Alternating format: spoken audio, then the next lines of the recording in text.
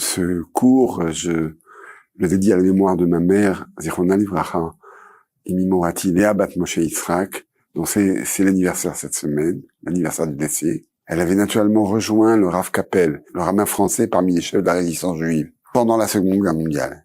C'était sa réponse à elle, à la déportation de son frère unique, Max Lieberman, Meir Ben Moshe Yitzhak, Zichrona Livracha, assassiné comme tant d'autres à Auschwitz.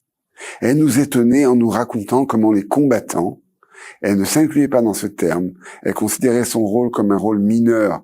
C'était la petite Léa, comme l'équipe l'appelait alors, un simple facteur dans le réseau juif de la résistance, qui rentrait dans les mairies et les préfectures pour récupérer des vrais faux papiers élaborés par des résistants au sein même des institutions vichistes. Les combattants, donc, vivaient tous dans la certitude d'une victoire contre l'Allemagne nazie, tout en étant conscients que la plupart d'entre eux ne connaîtraient peut-être pas l'après-nazisme. D'où leur venait cette conviction, lui demandai-je. Elle répondait en citant un enseignement de Jacob Gordin. Le mal peut sévir, disait-il, mais il ne peut pas vaincre éternellement. Voilà notre conviction profonde. En pleine guerre, se créa au sein même de la résistance juive un cercle d'études, grâce entre autres à l'enseignement de Jacob Gordin, penseur juif de très grande envergure, qui posa les bases de ce qu'on appellera plus tard l'école d'Orsay, où seront formés la plupart des cadres qui assureront la renaissance de la vie juive en France après la guerre. Il avait appelé alors cet embryon d'école l'école des prophètes, où tout en luttant contre le nazisme, on étudiait, priait et chantait avec une force d'âme exceptionnelle. Ce qui nous ramène au Shabbat Shira, le Shabbat du chant, le Shabbat de cette semaine.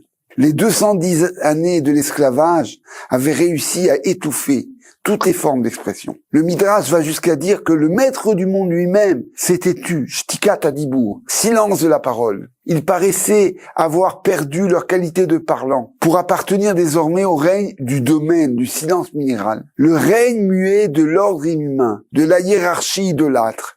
Même les miracles de la sortie d'Égypte ne parvenaient pas à délivrer les enfants d'Israël de cette gangue de tristesse et de désespoir qui interdisait toute expression de joie, d'espoir, de liberté. C'est alors que, en ce jour, Hachem délivra Israël de la main des Égyptiens, et Israël vit sur le rivage de la mer les Égyptiens qui étaient morts. Israël vit la main puissante qu'Hachem avait dirigée contre les Égyptiens, et le peuple craignit Hachem, et il crut en Hachem et en Moshe son serviteur. Alors Moïse et les enfants d'Israël chantèrent cet hymne à Hachem. Ils dirent: je chanterai à Hachem, car il a fait éclater sa gloire.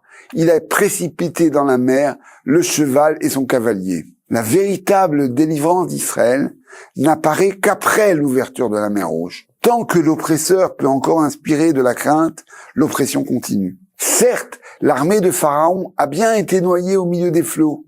Elle n'est donc plus en mesure de persécuter les enfants d'Israël. Et pourtant, les rescapés de cet enfer nommé Misraïm continuent à avoir peur de leurs anciens bourreaux. Peut-être que nos persécuteurs ont réussi à échapper à la noyade en trouvant un autre passage pour nous rattraper et nous anéantir, imagine-t-il. Comment croire que des êtres aussi redoutables puissent disparaître? Alors enfin, Israël vit sur les rivages de la mer les cadavres de l'armée la plus puissante qu'il ait connue, échoués providentiellement sur le rivage. Le peuple se libéra de la peur des hommes pour craindre Hachem. Délivré de cette peur de l'oppresseur, le peuple retrouva à son plus haut niveau le pouvoir d'exprimer sa reconnaissance au Créateur. Il chanta. Le Midrash nous enseigne que même la plus simple des servantes a perçu au moment du passage de la mer Rouge plus que les prophètes Yeshaya et Yecheskel, plus que les deux seuls prophètes qui ont pu décrire le trône d'Hachem, Maaseh Merkava, la perception ultime de la souveraineté du roi du monde. Ce que les prophètes ont perçu du ciel dans une vision prophétique, le peuple juif, en toute simplicité, l'a réalisé dans son histoire. Il est passé de la crainte des hommes qui a servi à la crainte d'Hachem qui libère et qui élève le peuple juif au niveau de la joie et du chant. Jusqu'à nos jours, malgré tous les périls, le peuple juif ne survit pas simplement. Il pense, il chante, il dit la grandeur du Créateur. Il n'est pas ce que ses ennemis ont voulu faire de lui, un peuple terrorisé. Shabbat Shalom.